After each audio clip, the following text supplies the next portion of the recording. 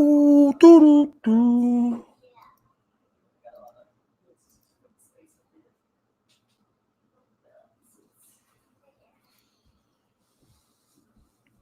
I'm just gonna change it real quick.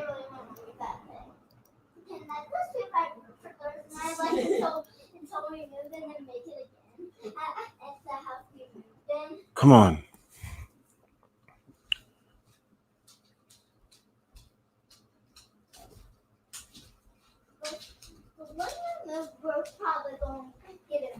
What the crap?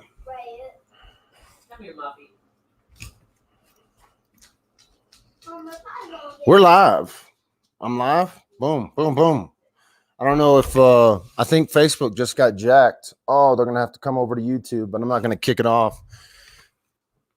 Yeah, I almost missed this one. I was sleeping in his stuff. That's the first cup of coffee right there.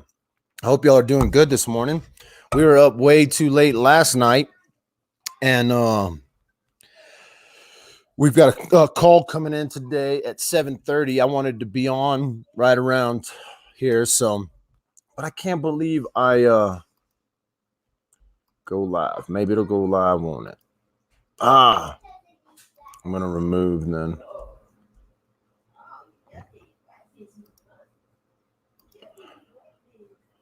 Can I add that? I just want to see if I can save changes now. Now we're going live. We'll be live on both YouTube and Facebook. You're joining Dad with a Phone. This is an early show. I don't normally do an early show. It's liable to get crazy around here. But with the holidays and with what was going on with just Christmas and the timing, it was either take this interview at 7:30 in the morning or I probably wasn't going to get it. So what's going to happen is she's going to call in and we're going to just do like what Dad does. Just take a Dad with the Phone interview. Talk to you guys. I'll be watching you guys questions as little or as much or as little as possible. And we'll go from there. Who we've got coming on is Melanie Bernard. Yes. Barden, not Bernard. Melanie Barden from KEYE CBS Austin. She was one of the first reporters I initially saw on the news talking about Heidi's case. And I really had this idea that, you know what, if I'm going to cover cases, if I'm going to start looking into cases, I want to be able to get factual information from people I can trust. Not that I don't trust you guys, but hey, there's going to be a case tomorrow in Detroit. There's going to be a case tomorrow in New York. There's going to be a case tomorrow in Washington. There's going to be a case down in Florida, and if we pick up a case or we start following a case or start looking into a case, we want to be able to pick up the phone. We want to be able to get local media guys on the phone and find out what's going on. So today is all about facts, guys. It's not about speculation. It's not about I heard on internet. It's not about I heard on YouTube. All of those things could be true. All of those things that people hear and the information coming from Facebook and YouTube can all be accurate information. But journalists have a little bit different. They have a little bit different rules to play by, and they can't even report stuff sometimes unless it's confirmed in on news media, and so are confirmed in law enforcement. And so I better drink me another cup of coffee. Take me another little sip, unless it's confirmed. And so we're going after the confirmed info today, and it should be a really good show. I'm hoping either you can get an interview with Tim. I do have a phone call in with Tim, and I will give Tim another call today. I will reach out with him today. We called him like over the weekend, Saturday, I think.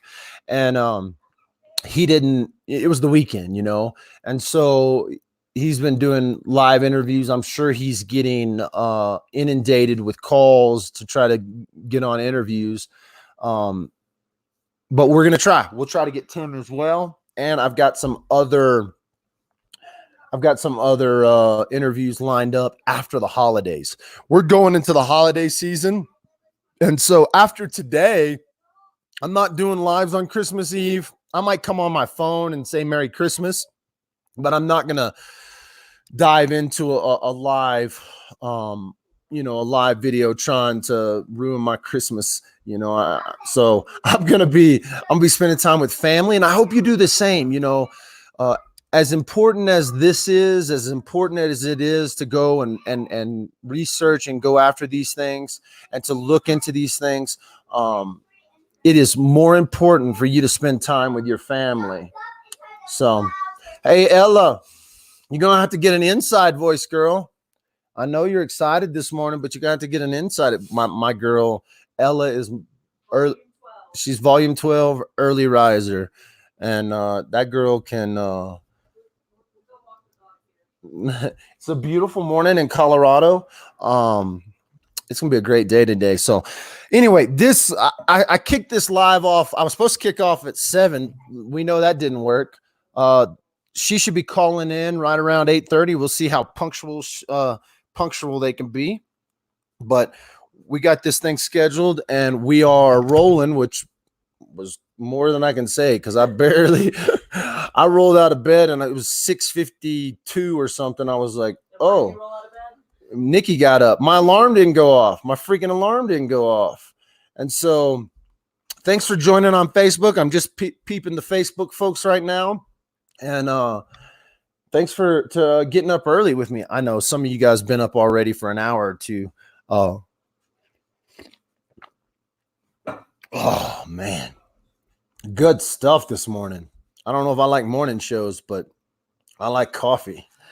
So it's going to be a fun morning fun morning today. I got to get myself together before she gets on. She's going to be calling about 10 minutes and I better have my stuff together. I believe Tim does travel all over the place. Well, he's in Texas. I think he mainly focuses in Texas. Woo! I thought you overslept. I did oversleep. 6:52. I was like, good thing I scheduled it at 7:30. Like the phone call. Hey, musical girl. I love that music. I fell asleep in here last night and I don't know where my glasses are. Oh, it's morning in the Dalton house. Christmas Eve. No, today's Christmas Eve. No, tomorrow's Christmas Eve. Yeah, today's the eve of Christmas Eve. Happy Christmas Eve. Oh, yes. I look snazzy. I got my underground shirt on today. Put one of my underground collar shirts on. Man, Jay's hat is quickly becoming, it's starting to form to my head, right? It's quickly becoming one of my favorite hats. Good morning, Shell. And hey, Shell, can I make you a wrench if you're going to stick around today? Can I make you a moderator, Shell? Is that okay? You might say no. Are you in Facebook? Yeah. Shell, can I make you a moderator? Is that okay? Add moderator. If it's not, too bad. Shell, you have just now become a moderator. Watch out, kids. I don't know who else is out. Oh, Sleuth is here too. Nice. Dad, can we ask her if there is any info regarding Christopher Hurst?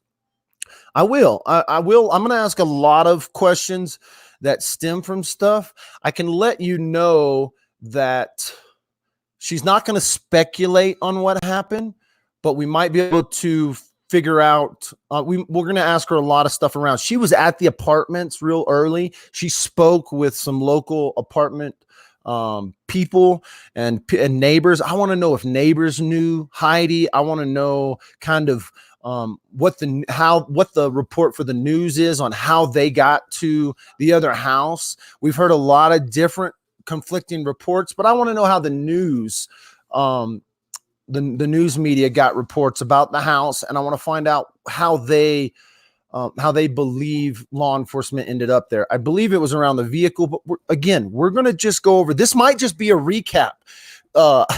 sometimes I don't think the news media knows more than us.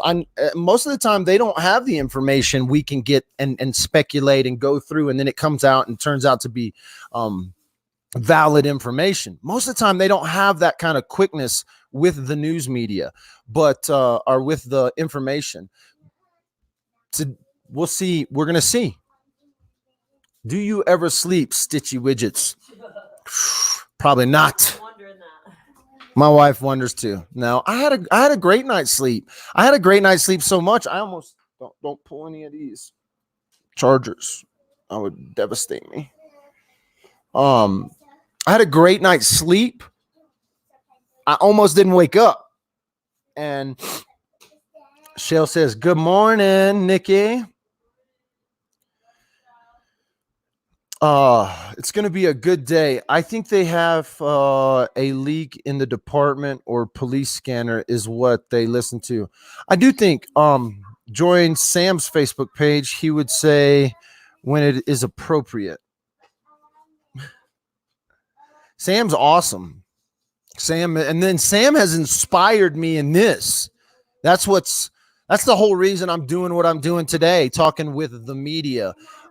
Hey, Ella, go get dressed, girl. Your mom's gonna take you for a walk with the dogs. You always like to go for a morning stroll. Come here and say hi to everybody before I go live with. You got 5 minutes. You can come say hi to everybody real quick. And then you got to go just say hi, and then you can go get dressed. Hi. Oh wait, you can't see yourself because I'm not in the StreamYards. But look right at that camera and tell everybody hi. Hi. That's the camera. Hi. Say thanks for joining my dad today. Thanks for joining my dad today. You want to talk Christmas? Happy New Year. Merry Christmas. Merry Christmas. Happy Hanukkah. Happy Kwanzaa. Anything else you want to say before you go for a walk? She snuck in the living room. That's one reason she's wide awake. Yeah. Yeah. Get out of here. And Go get. then when they were stopping on the ground, they did wake me up. Yep. All right. Go. So they have these little box houses, one of those little houses that put together, and they built a little house for Isley last night in the living room. We didn't know. For Ella, I don't know why we didn't know it. I guess I just assumed she had gone to bed by the time I went to bed. I fell asleep in the recliner. Yeah. She told me she was going in there to sleep, but this morning She woke up in there. Ella's my adventurer. So And then after that, they're about to go on a morning stroll with the doggies. We should be getting a phone call any minute.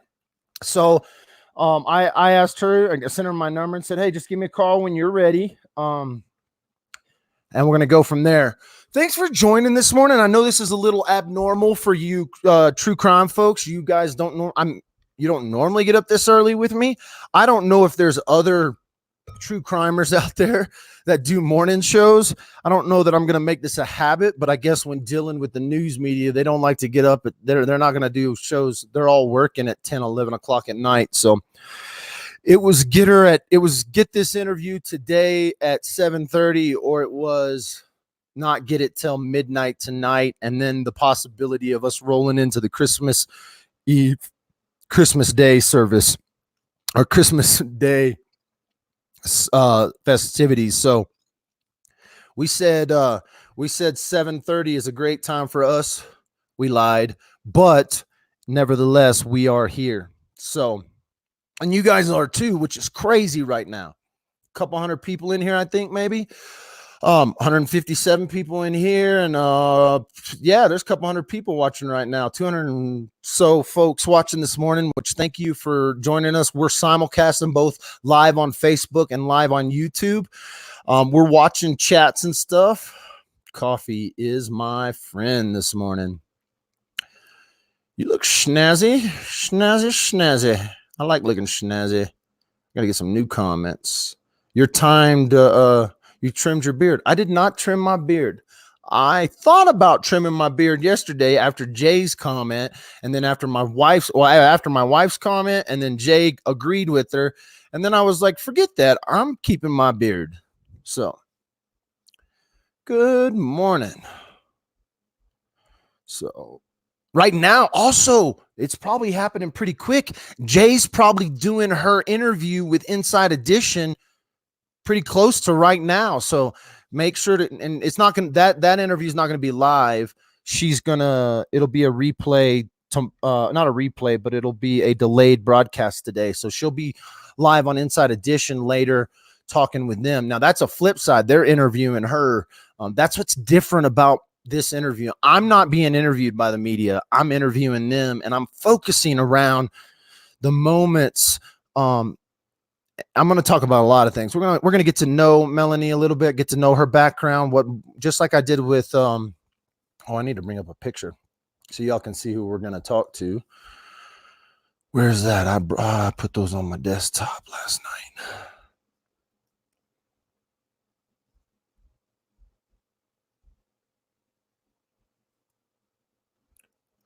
I'm going to bring up a picture of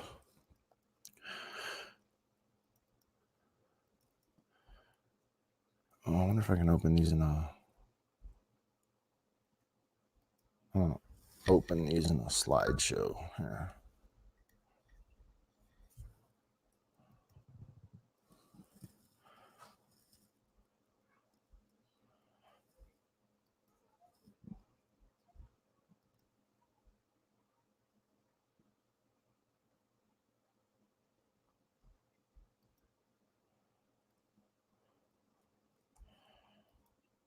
Oh, that's not going to work. Come on. Exit. Well, any one of these will work though. I think I'm going to want this one right here.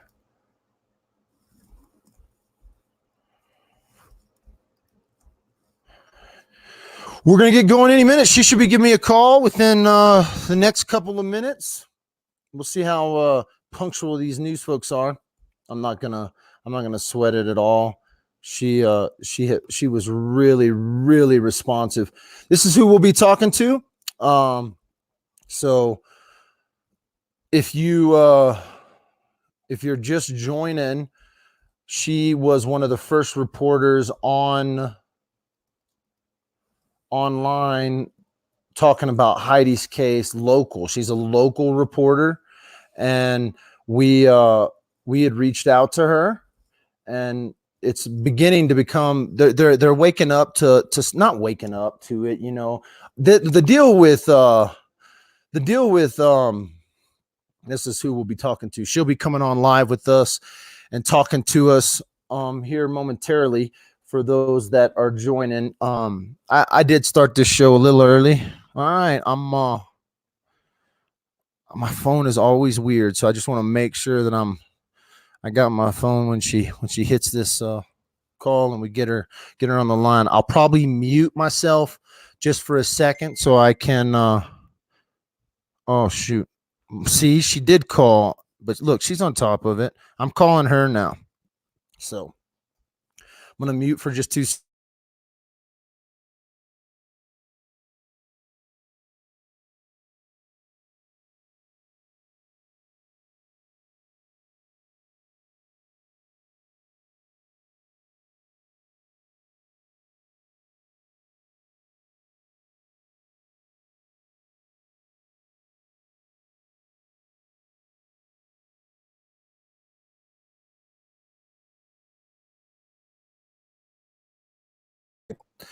Well, everyone, I've got Melanie on the phone right now. Melanie, can you tell us just kind of a brief, who you are and kind of what you do? Sure. So my name's Melanie Barden. I am a reporter for the local CBS station in Austin. I've been here for about 3 years, originally from Virginia. And yeah, I cover everything from crime to politics, really any news of the day that's going on here in Austin. How did you, when did you know this is what you wanted to do? Has it been something that was kind of like a lifelong deal you started dreaming about as a kid, or is it something you kind of just fell into as far as like news reporting? Kind of a mixture of both. I knew that I've always been fascinated with the news. I was a part of my daily news team in middle school. And in college, I applied to work at my first TV station. I worked behind the scenes, and I thought I wanted to be a producer, and the producer writes the shows. But then I saw what the reporters got to do, and it just seemed like just so much more fun, because the reporters get to go out and actually talk to people in the community and tell stories and make a difference through their work. And so that's when I knew I wanted to be a reporter. So I just started applying, and here I am. Yeah, it's awesome. And when it comes to true crime or cases or missing persons, criminal stuff, is this something that you've done quite a bit of, or is it kind of, yeah. As far as missing people, I mean, it's pretty rare that this happens, or something at least to the magnitude of the Heidi Broussard case. I have worked on missing persons cases. I know right now in Georgetown, it's a few minutes north of Austin, there's a missing person, Rachel Cook. She's been missing for 17 years now, I think. Oh my goodness. Yeah, you should read about that story. Yeah. It's a mystery, and so every year we do stories on that. And I cannot remember another case like this one, though. Usually with missing people cases, luckily, we find out, oh, it was a runaway, or, oh, they returned home safely. Very rarely does it turn out like this one. Yeah. So just with Heidi's case, how did it come about that you ended up, because I did watch reports where you were at the apartment complex. What day did you pick this story up and start investigating it? So it was last Friday, December 13th. Okay. She went missing the 12th, of course, or they went missing the 12th. And the 13th in the morning, we got a press release from Austin Police that said missing mom and baby. And a couple hours later, they sent out that picture, the surveillance picture of her at her son's school. And so I just walked into work that day, and they said, hey, we've got a missing mom and baby. We're going to put you on this. Of course, not imagining that it would turn into this national case and, tragically end the way it did. But yeah, that's kind of how it all began. Will this be a case that you kind of follow through as it goes through trial, or it goes through the court system with the people, or are you kind of wrapping up with your coverage on it since, they found her and stuff, or is it something you will follow through all the way? Absolutely. This is a case we will absolutely follow through. If there is a trial, sometimes there aren't trials, yeah. But this is something that we're going to stay on top of. Every new development we will cover, because this is, such an national interest story, and there are so many little details, so many details we don't know, but that need to be covered. And so this is not, I think, something we're just going to wrap up and never talk about again. Yeah, it's literally garnished the worldwide attention now. I mean, I know there are people all over the world talking about this, as far as in the community of the true crime and people who are following this stuff. And I saw you did an interview just recently with, is Nancy Grace, or you had some clips played with her. That was awesome. So when people like that pick it up, it's going to go worldwide, because there's people watching just these mediums all over. Did you, okay, so at the apartments, did you get this? I saw you interviewed one young gentleman that was on the news broadcast. Did you interview some other residents and neighbors of Heidi's? I didn't. Okay. Believe it or not, it was very hard.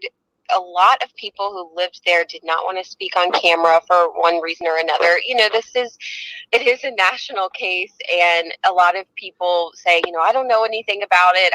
I don't want to be on camera affiliated with this. Not in any sort of suspicious way, but just because, they don't know anything. And but I did talk to a lot of people, and it was very strange to me that at first, very early in the case, no one seemed to know what I was talking about when I said there was a missing mom and baby. But then, of course, as the days went on, everybody knew about it, and their apartments are being searched. I talked to people on the other side of the fence that her like apartment backed up to. And they said that the FBI had been at their door and that the FBI was in their backyards looking along the fence line. So it was very obvious that everybody who lived near there had been talked to and questioned about it. Yeah, and what were your initial thoughts when you saw his interview and Shane's interview? I'm speaking of the fiance or the boyfriend. You know, he kind of was the first one to put the plea for his fiance and child, and then he was also we understood was the one that called this in. He was the one that called in the missing persons report. And so, but there was a lot of speculation online, and online went crazy with his interview. What was kind of your thoughts, and what was kind of the consensus among the media there, you know, that you were talking with, or, you know, your people, after Shane's interview? How did y'all feel about Shane? Well, you know, I called Shane on Friday when I was assigned the story, and I said, hey, do you want to, you know, we would love to interview you to get the word out there. And immediately he said, yeah, I want to do that. I'll meet you wherever. And he spoke to us. And, you know, as journalists, it's really not our job to form opinions on that type of thing. But from what I could see, he was devastated, and he was obviously making this emotional plea. He answered all of our questions. He was really the only one that could establish this timeline for us and tell us everything, you know, as far as there was no sign of distress in the apartment. He told us that the car seat was upstairs, and, you know, her purse and things were there, and her car was there. And that was stuff police weren't telling us. And so he really helped us develop the story. And, you know, he wanted to get the word out there. So Was it, in your opinion, was Shane cooperative and speaking, or did you hear about any interviews or he did with law enforcement, cooperating with law enforcement? Oh, yes. I don't remember what day it was, but there was one day during the week when his dad was there at his apartment complex dropping him off.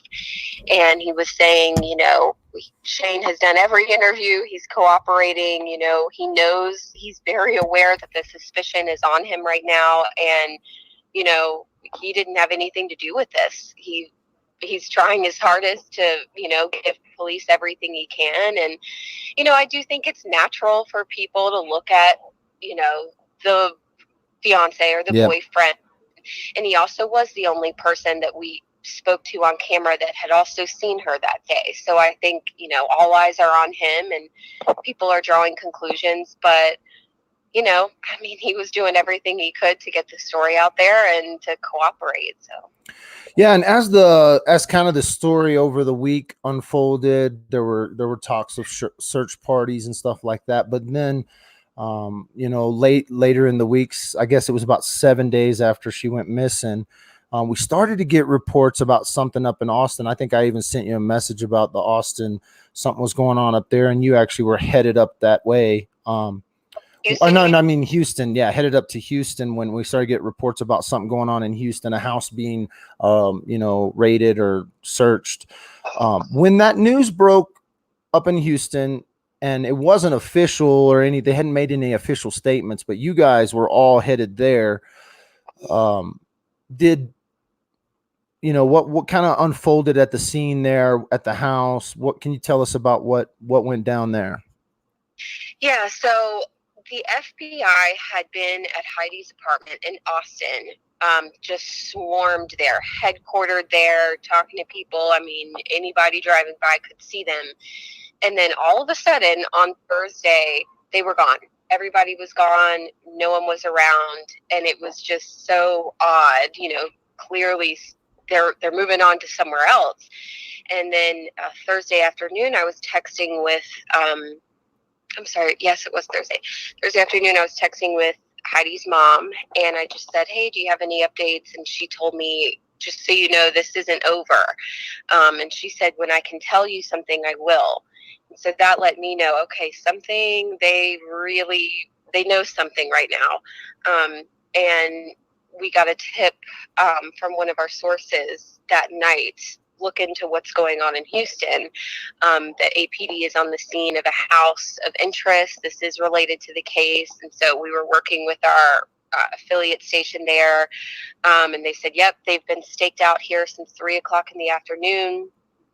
And we knew that the medical examiner had gotten there. And so we made the decision to go there because there was, between our sources and the station there and everything we had seen, there was no denying that this had something to do with it. But of course, we didn't know what. And then on the drive there, it's a 2.5-hour drive from Austin to Houston. It just seemed like every minute I was getting something new and different breaking information.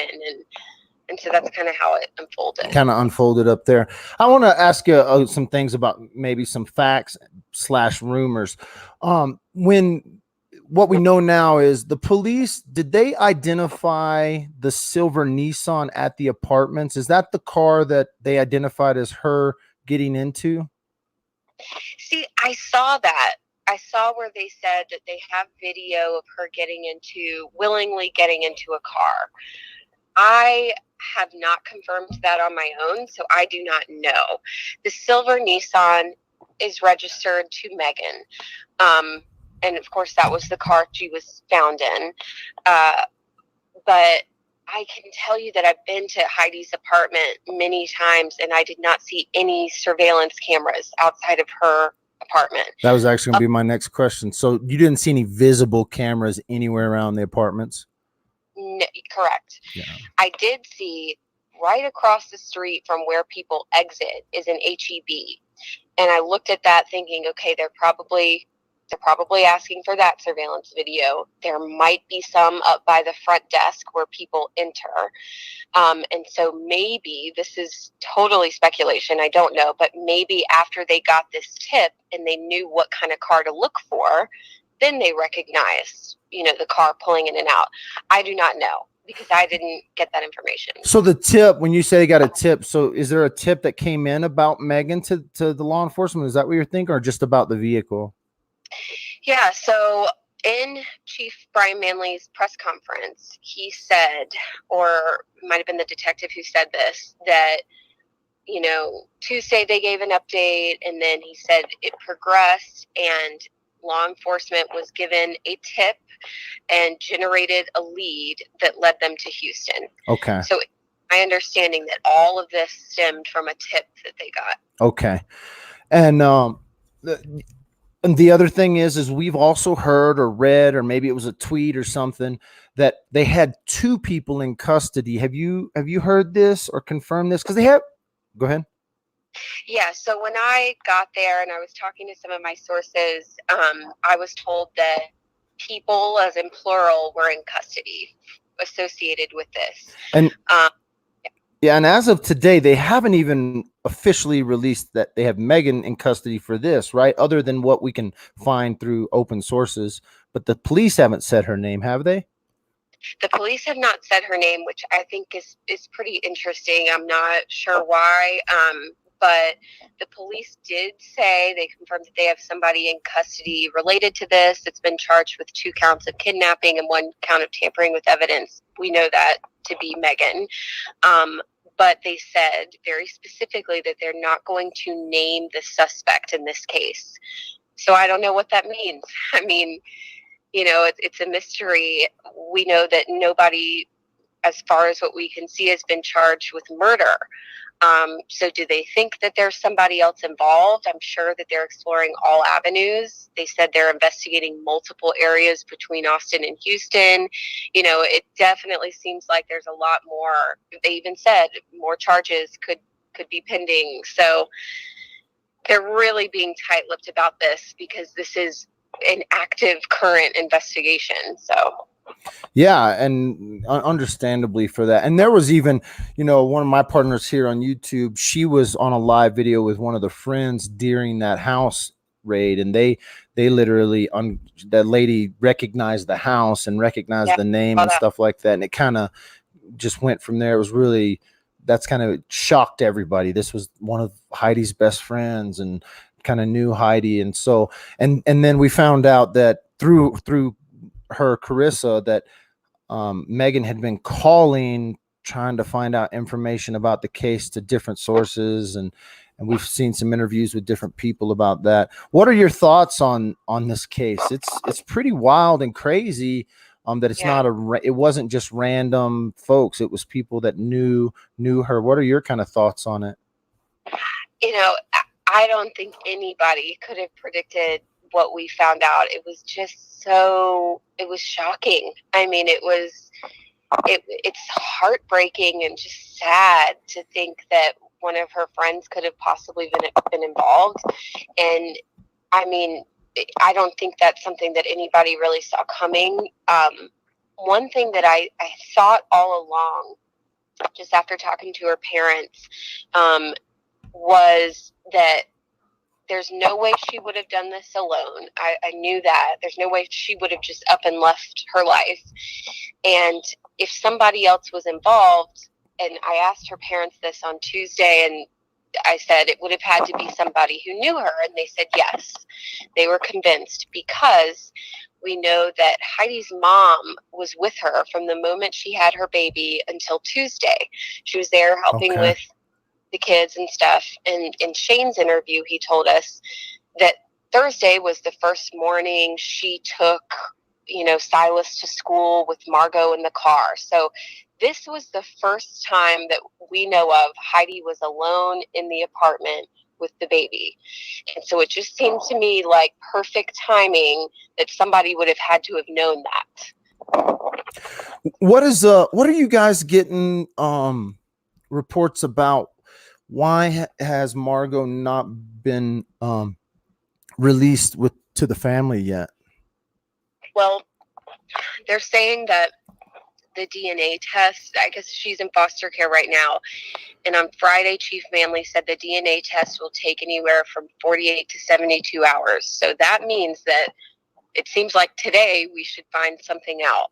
Okay. And that's what I'm going to follow up on today. If it doesn't happen, if they're not reunited today, that's something I would ask, is it just taking a while with the DNA test? Is there another reason? But he said to give it 48 to 72 hours. So, of course. Oh, go ahead. Yeah, go ahead. Because, of course, they have to confirm that this is Margot, and that, to give her to the correct relatives, because, she can't talk and speak for herself. But that's what we were told. So the DNA test, was it for paternity, like to make sure, or was it more to identify Margot? I think both. Okay, so they were going to use it for, I wonder if they took DNA from Shane. That's a good question, but I kind of got that impression that they were both trying to, confirm that her identity and determine next of kin to make sure that they're giving the baby to the right family. Gotcha.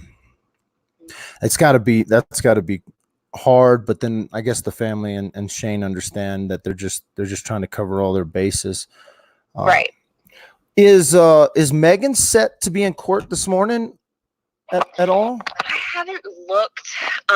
That's something I'm going to call my desk about. I know that we've been checking nonstop, but I couldn't tell you. I haven't looked. Because she hasn't been arraigned on the kidnapping charges or the tampering charges yet. She's been booked on those, but she hadn't been arraigned, if I'm correct.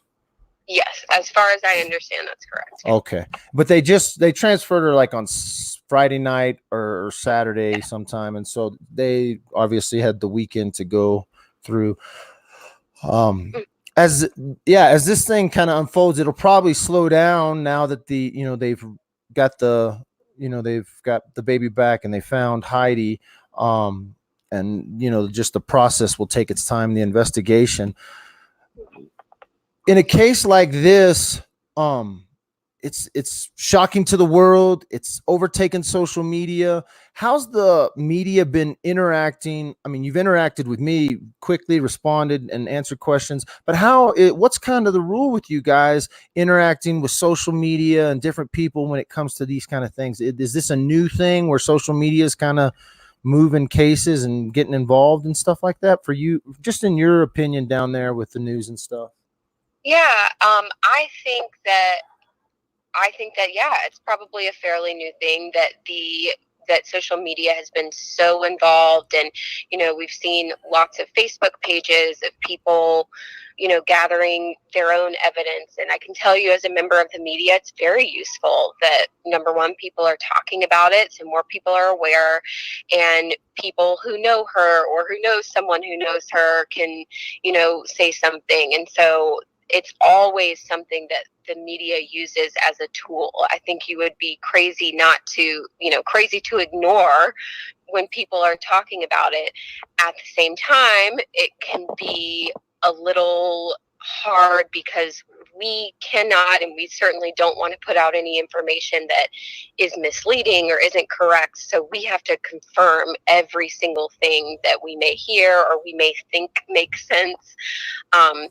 But regardless of that, it's very useful. And I think it's great that people are, not just sitting by wondering, but they're actively asking questions and, trying to help in any way they can. And I think it's very beneficial. Did you happen to talk with any neighbors around Chris's house and where Megan was at and they found the car? Did you talk with any of the neighbors around the house there? My photographer I was doing live hits all morning long, but my photographer talked to a couple of neighbors, yes. Did anybody refer or imply that Megan was pregnant or was looking to have a baby or anything like that? I do think, I have to go back and look, but I do think that one person did say that they thought, she was pregnant. Oh, okay. So like there may have been, they thought she was just pregnant. And then they questioned Chris, the homeowner and stuff.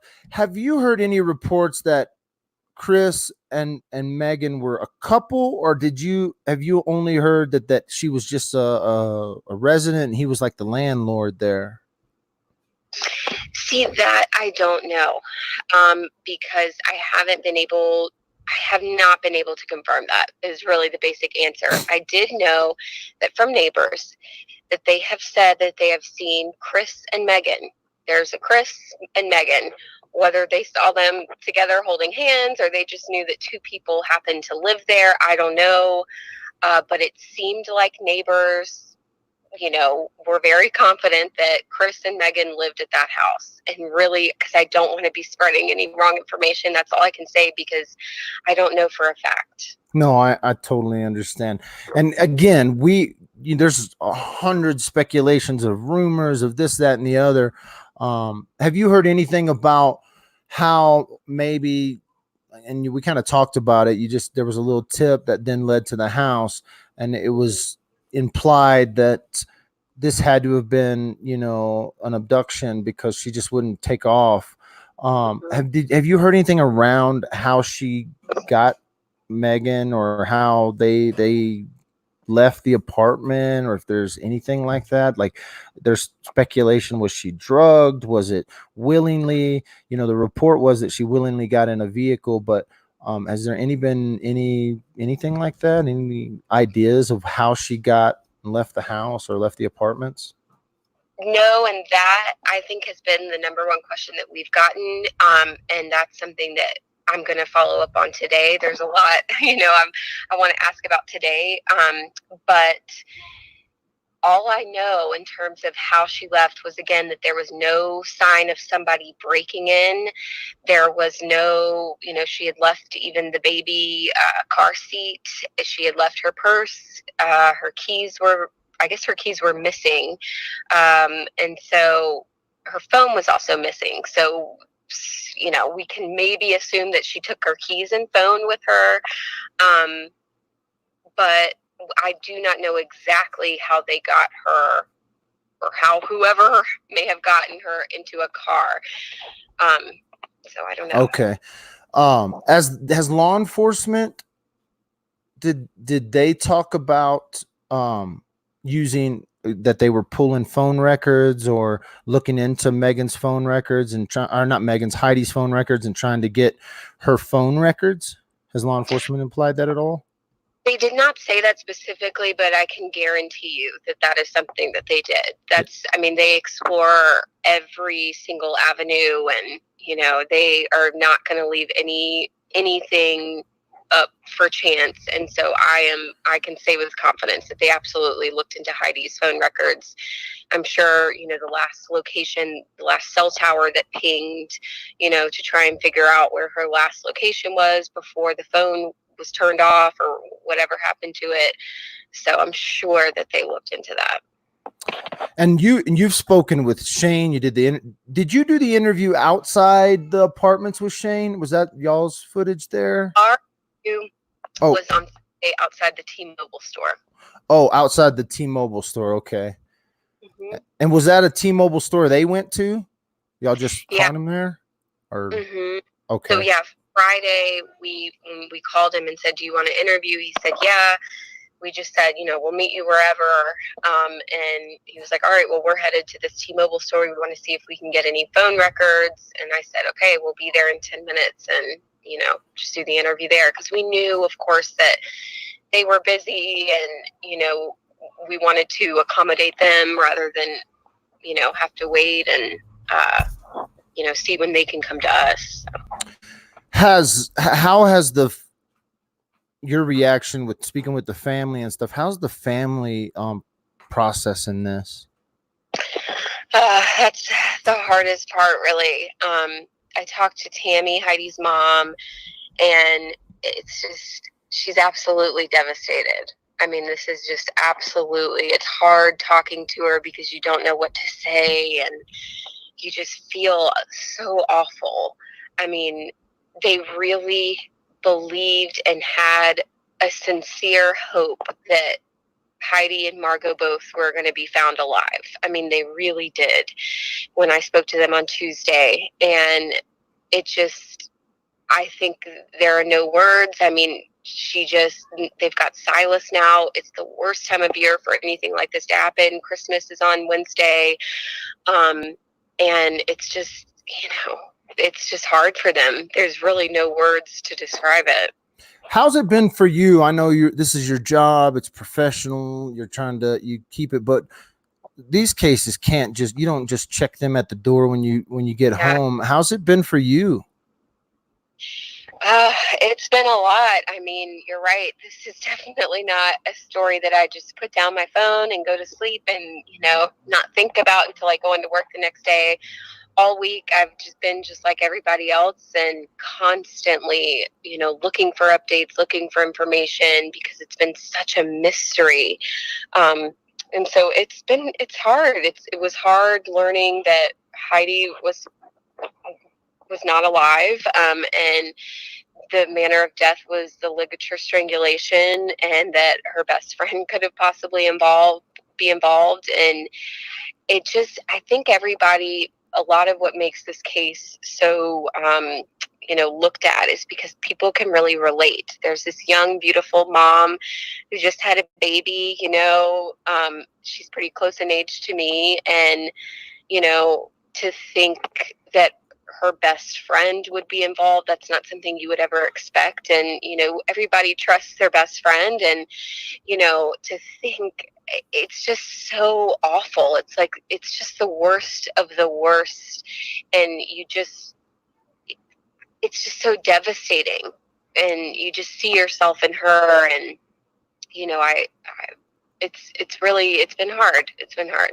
Has law enforcement given us any indication of when they'll do another press conference, because they did that first press conference before they knew anything, or at least before it all kind of unfolded? And now this is Monday. Have you heard, but we're going into the holiday season, we're going into Christmas.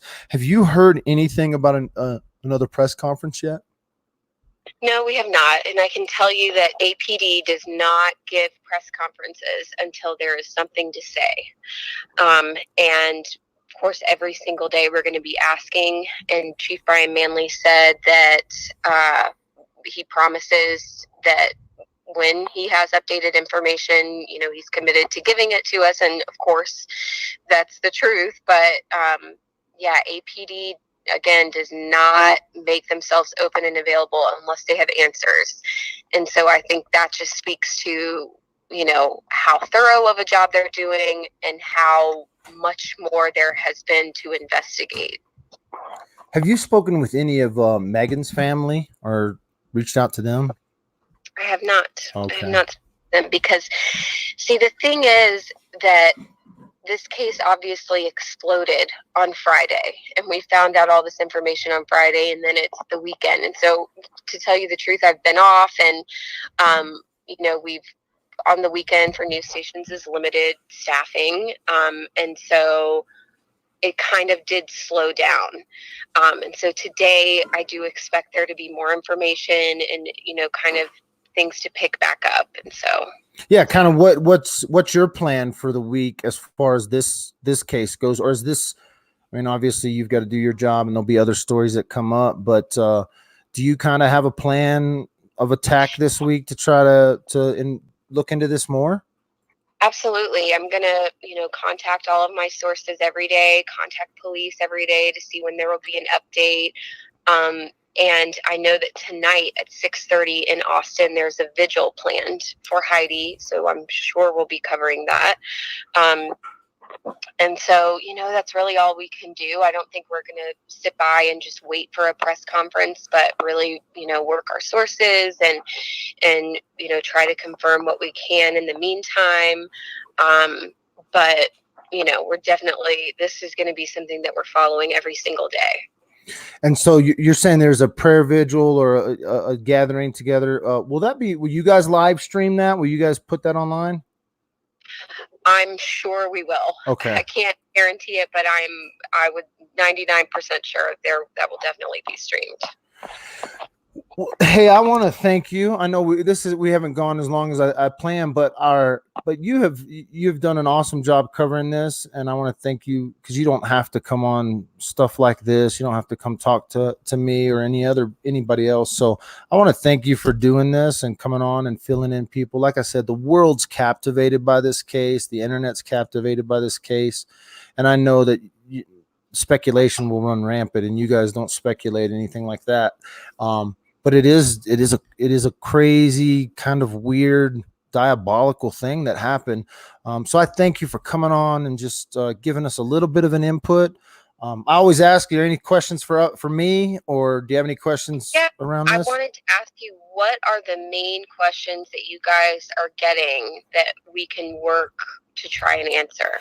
Well, there's a lot of speculation. There's people asking about there's comments about, was she drugged? How did they get her off? The same thing you guys are getting. How did they get her off apartment property?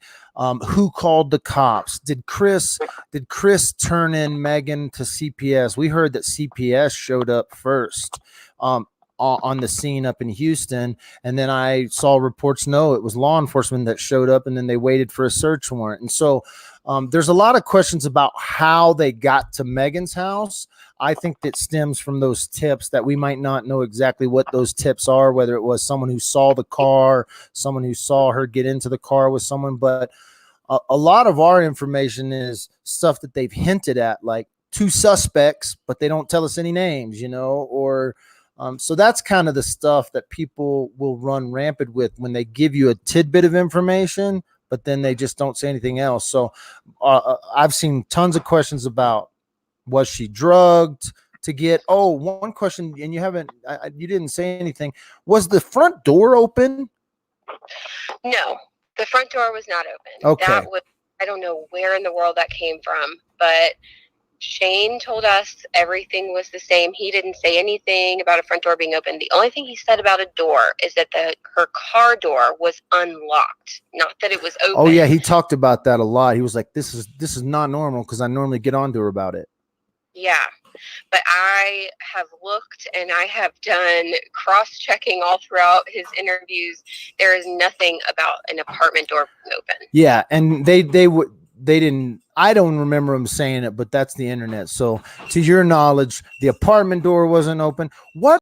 And there was a dog in the apartment, correct? Yeah, they do have a dog. Yeah. Okay. So apartment door wasn't open, and to your knowledge, and that one was the the speculation that led a lot of people down rabbit trails, and I couldn't confirm it either. All I could see is the online stuff, but there was a lot of online stuff and people saying they were close to the family and that, this and this happened. But I can go off of what the family and what Shane told me, and they never said anything about that. They never said anything about the dog being on the balcony. They just said that the apartment was as it is and that her car door was unlocked, which is very unlike her. Have you guys looked into the background of Megan? What has she been up to? Did you know any of that? Like as far as criminal background, or well, I know she has some criminal stuff in the past, and we spoke with a friend of hers that worked with her last night. We actually spoke with a friend that worked with her at the check cashing place where there were some charges stemmed from some stuff, but just into her background, like what maybe. Yeah, we saw that she was a wedding planner, I think in Houston, and that she had good reviews. And we know that I guess she met Heidi at camp. They've been friends for over 20 years. That's pretty much all. I think, again, it was because police also haven't officially named her as a suspect, it's not something we are going to, dive deep into, because if they're not naming her as a suspect, if she hasn't technically been charged with murder, we have to be careful about, how much we put out there. Yeah. Yeah. Yeah. Oh, Melanie will find herself in court if she says too much, huh? Yes. People are asking, there's another rumor. Obviously, I don't think there's anything because you would have probably said something. Are they searching, or is there dive teams? Are they searching a water body for anything? Have you heard anything about this? I saw that. Usually when somebody says their source told them, it's true, but none of my sources have told me that. All I know is that they are looking in multiple locations. And so I can't personally confirm it, but that's not to say it's not true. And right now, from your understanding, all the charges are based out of Austin. Houston hasn't added charges or anything like that out of Houston. Like if the murder took place in Houston, I would assume that the charges would come from Houston. Correct. So, Correct. but no charges have been filed out of Houston or anything like that. Correct. There was, of course, those traffic charges that were in Houston that she had her arraignment for, but no charges related to this crime have been charged in Houston. But you're right. If they somehow determine that a murder happened in Houston, that is who will charge whoever with that crime. All right. Well, thank you so much. Thanks for spending a little bit of time with us this morning. Sorry, I don't have all the answers. No, I never. For me, I'm online. We have all kinds of sources online. We have sleuthers all around the world that will look into this case. But for me to have someone that physically was standing at the apartments, physically standing at the door, you have talked with her mother and Shane and the family. For me, there is a sense of, I think, like I said, I think I can trust the media as much as, people say we don't trust the media, or we don't, we're back and forth with the national media stuff. In cases like this, you guys are kind of the only boots on the ground for people who don't live there. And so we appreciate everything that you guys do. And again, appreciate that. Have you ever done a podcast with anyone on a case like this? The Nancy Grace was the only one. Okay. So me and Nancy got you. That's right. So I'm special. I feel special about that. So again, thanks for coming on Dad with Phone today. Thanks for talking with me. And we will definitely be following you. Everybody I've put your social medias out there, so people should be finding your social medias and your Twitters and your Facebooks and stuff to keep up with you. Can I keep an open dialogue going with you? I'm not going to bug you, but a couple of weeks from now, check in and see how you're doing and see what's going on with this case. Absolutely. Please do let me know if there's, any. I wrote down all the questions that, people want to know, and I'm going to be working hard today to get those answers. But yeah, this case is far from over. And so absolutely reach out and I'll be in touch with you for sure. All right. Well, you have a great day today. Merry Christmas, Happy New Year, and all that stuff. So, well, thank you again, and we'll talk to you. We'll talk to you later. Okay. Thanks for having me. Bye. Bye bye. Great interview. Bam, kids. I didn't need to drag that thing. I didn't need to drag it on. I think we got a lot of we did get some confirmation on some things. Door wasn't open, No, there's some sources that say, there's people that are saying that they're searching a lot of areas. Water is maybe one of those things. So thanks for joining both via Facebook and YouTube. Thanks for getting up this morning with me and stuff. We're going to be covering this case. We're going to be digging into this more and more, but headed into this holiday season, there is going to be limited information. There's going to be a lot of speculation that comes out. I would encourage, even though there is validity in speculating, even though there's reasons for it, because it can trigger things that can bring up subjects to get into. And so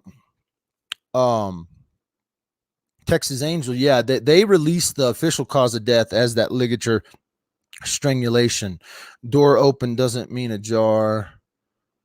No, listen, Wooly, it is confirmed the apartment door was not open. The car door was unlocked. And so the new Oprah, you're funny, Rachel. So, yeah, we didn't get into the Megan on drugs thing because I already know that information. I've already confirmed that from her friends. I believe Jake last night was telling us the truth. Yeah, the different stuff like that. We're gonna hear stuff, and you even heard her say it. They're looking at social media. They're checking out social media. They're wanting to know that stuff as well, and they're using their social media sources. They're using different things to try to figure out any information they can when it comes to these cases. The thing about the news is, if they speculate and say something wrong, they could be held accountable for it in the court of law, and the news stations would be getting in trouble, and they'd burn sources and stuff like that. And so I knew we weren't going to sit here and talk about speculation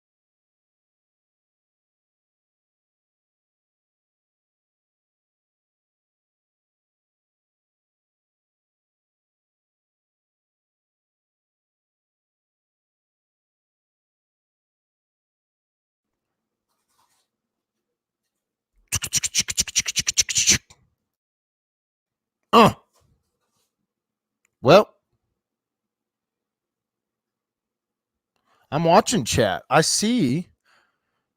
Can't hear you. No sound. No sound. I don't know what happened. Oh, that's why. Because that's my phone. What the heck? How did my sound? Back on? Am I? I'm back. Sweet. All right. I'm back. I don't know what happened there. Sorry about that, guys. I must have pulled that plug.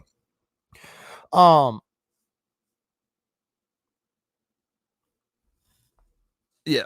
Cool. Thank you, Julie. Thank you, everybody, for letting me know I see you. I'm trying to watch chat. Y'all, this is why you should watch chat more. Man, you try to read your freaking chats going up, have a conversation with somebody and stuff. It's a lot more difficult too. My mind was racing during that thing. It's in the morning. So is Nikki in here? Oh, I was wondering if there was. Are you gonna make another pot of coffee? See, my wife is on it.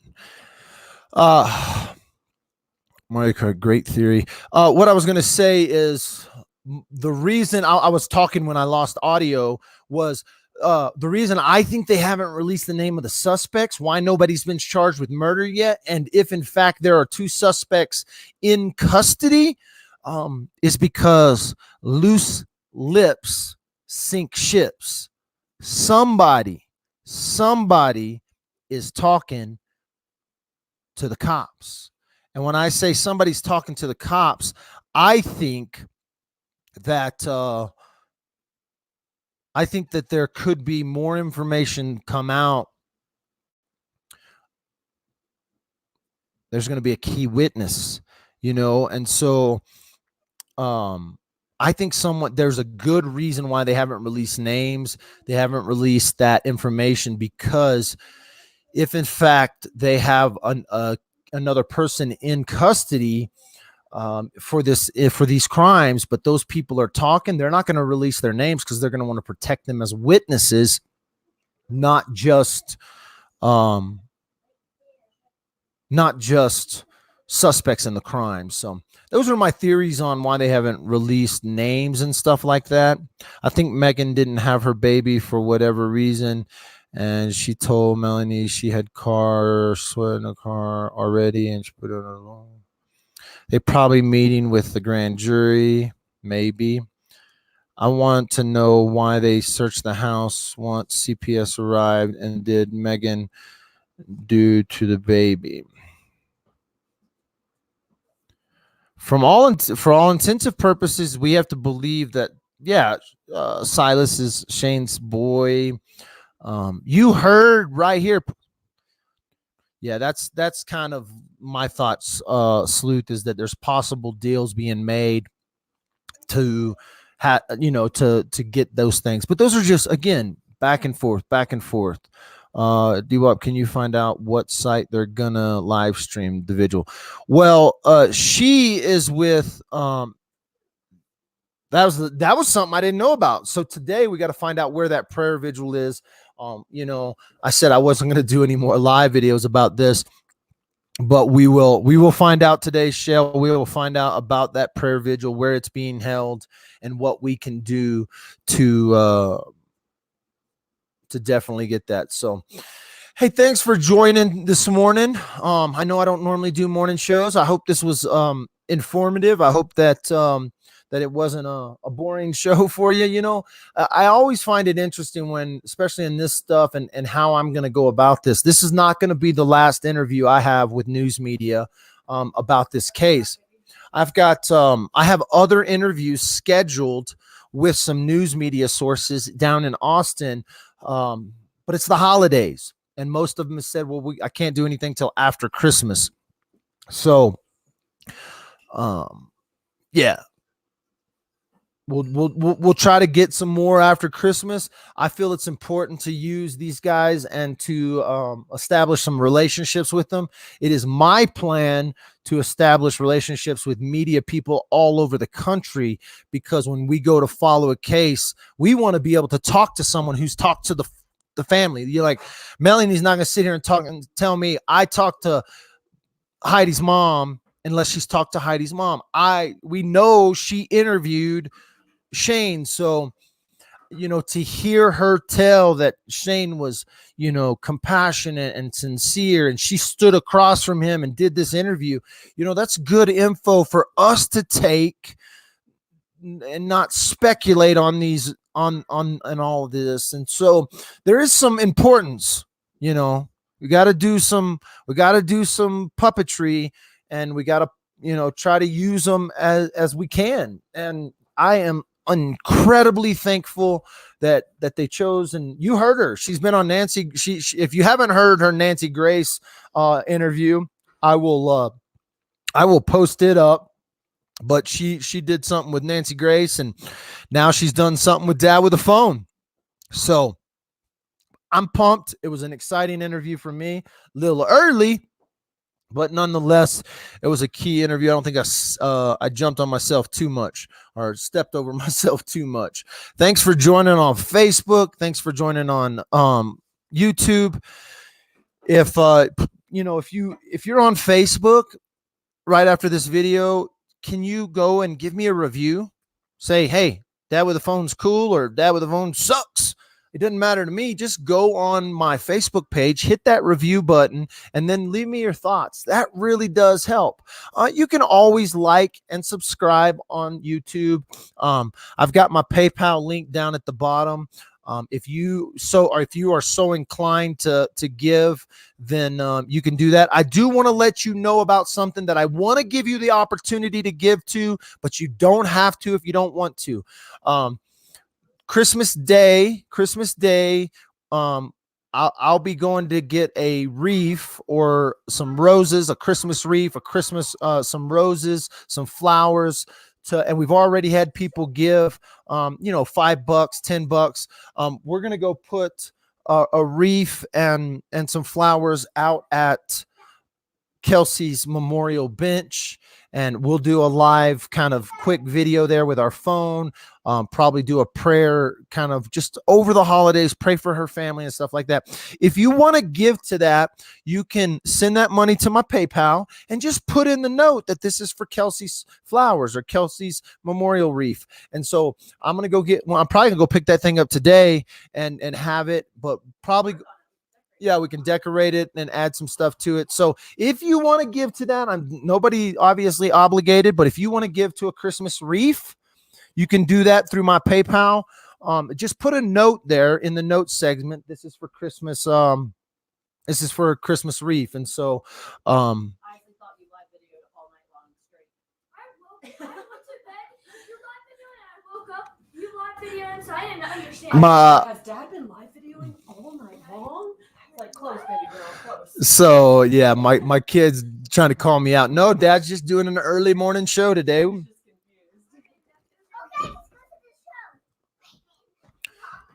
So thank you guys for an evergreen wreath. Yeah, we'll do something. We're going to do something. Correct if Shane is Silas's baby. Correction if Shane is Silas's bio daddy. Yes. What is your PayPal link is on the screen. All you have to do is, if you type in www.paypal, you can put it in right there. I will, I guess I can put it in the band. I'll put it in the comments too, guys, just because people want to do something. And, I'm very weary when it comes to taking collections for certain things. But I had somebody reach out to me and say they wanted to do, you know what? I'm going to do this. There's my PayPal link. There's my phone number. If you want to call me right now, pick up the phone. I'm going to put my PayPal link in there. I'll give everyone a second. If you have questions or you want to talk to Dad with a phone, then let me know. I will, I'll take your phone call right now. I don't know if I'll get anyone call in. I feel like sometimes people want to call in. My PayPal link is in the on Facebook and YouTube. If you want to give, you can copy that comment and give to that. Again, don't do it if you don't want to. So I just hate when people, get into that stuff. So if If you want to call in before I hang up, I can go for a couple more minutes since we started a little late and ended a little early. So, there's a phone call from New York. Patachu, New. Oh, this is Kentucky. You're live with Dad with a phone. Dad with a phone? Dad with the phone's right here. Hey, Dad with a phone. This is Jenny Hansen in Paducah, Kentucky. What's going on in Kentucky this morning? Well, we're just here listening to you. Okay. And Dad, I don't have PayPal, but I would like to send you a check. And I don't know how to do that. If you do have a P.O. box. Well, here's something I can tell you. I don't mind you sending me a check, but the link that I gave you, you don't even have to have PayPal. You can go on there. Don't? Yeah, you don't. Just link in there and it'll say give, and you can give as a guest, and you can just put in a credit card number. It's just run through PayPal. So you don't have to have a PayPal account to do it. If you go to that link, it'll come up in your window, and it'll just be a little deal. You put the amount in, you push enter, and it's real simple to give that way. Again, I don't mind you sending a check, and I'm willing to give you my PO box number right now and my PO box address if that's what you want to do. But if you go check that link, you don't have to have PayPal.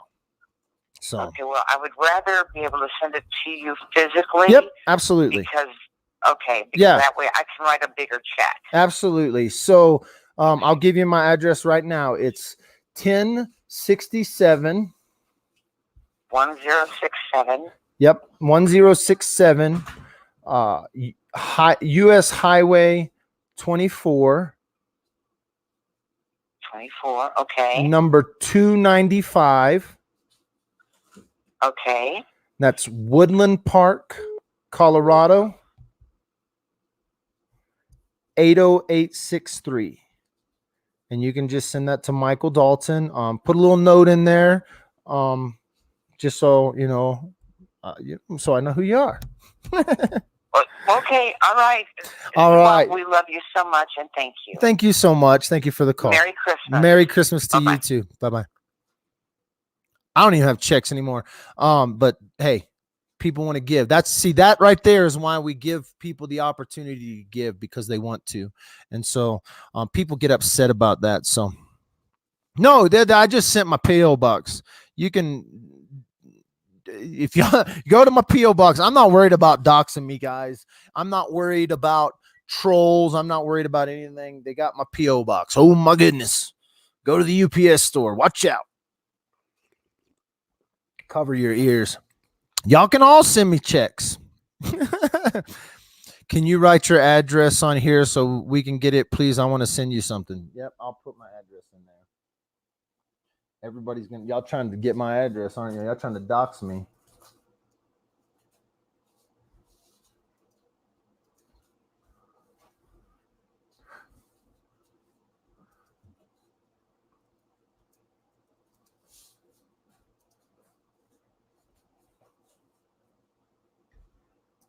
All right. Y'all got my address. That's not my physical address, but I don't hide very often. You guys seen the other day, somebody pulled in here and brought me a box of chocolates. So that's my P.O. box. No, I'm not giving out my home address. If you find me, you can find me. This is a P.O. box here in there. Can I send you whiskey? Can I drink your whiskey is the question. Make sure the seal is on it. You're going to get presents now. I'm okay with presents. My kids have been getting presents. Get a UPS box at a UPS store. What do you think I have? That's what I have, Dallas Hayes. If you look up that address, it's a UPS store. So I have a box at the UPS store. So thank you, guys. Oh, did I give the wrong zip number? I'm sorry. It's 80863. 80863. I'll do it one more time, though, just because I messed it up.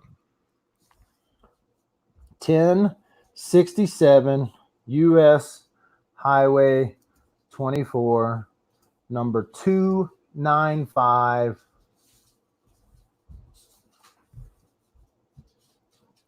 Woodland Park, Colorado, 80863. Thank you guys for being awesome. You guys are awesome. It's fun. Y'all make this fun. You make it fun for me. You make it fun for everybody. Do I need to put P.O. Box? No, you don't need to put P.O. Box. It's a physical, it's an actual, you don't have to put P.O. Just number 295. It's at a UPS store. So Perkatoop. The road from Leadville. The road to Leadville. Us kids have gone to get mail with dad at the UPS store. Yeah, you have gone to the UPS store with me. Yep. Leadville to Lyman for sure. Great show, man. I'm pumped when a show goes smooth, when the guests are sharp, when the chat is sharp. I think I woke up too late.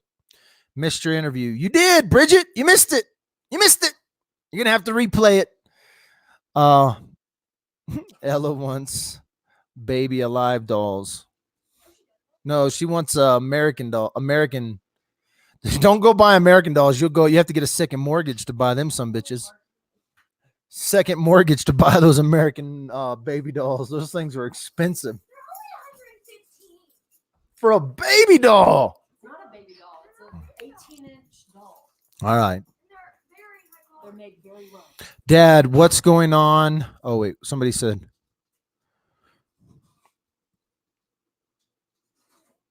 Somebody asked what's going on.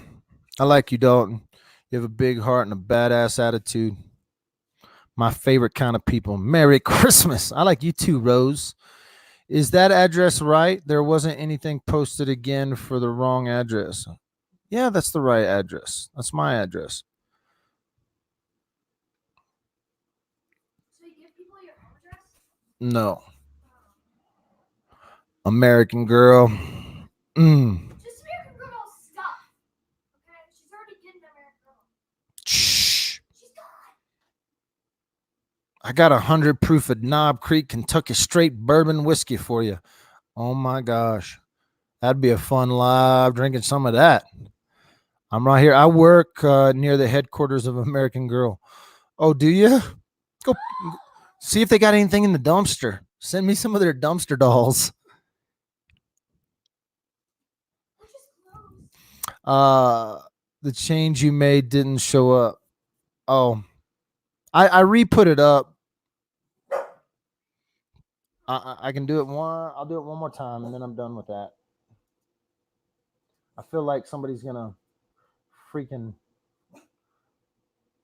I feel like somebody's gonna come after me. They're gonna wait at the. They're gonna wait at the freaking postal store for me. Somebody's gonna go postal on me.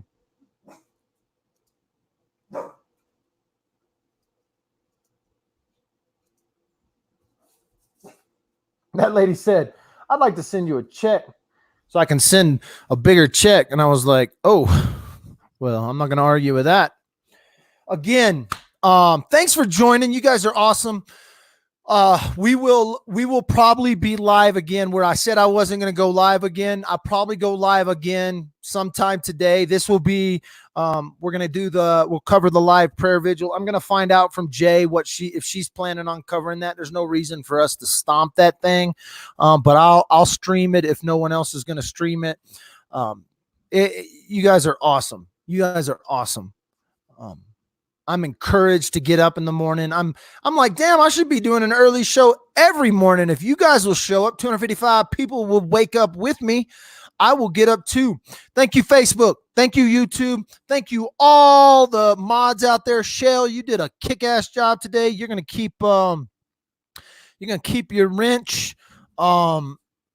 Make sure to go check out all my friends on YouTube. Go check out J is for Justice.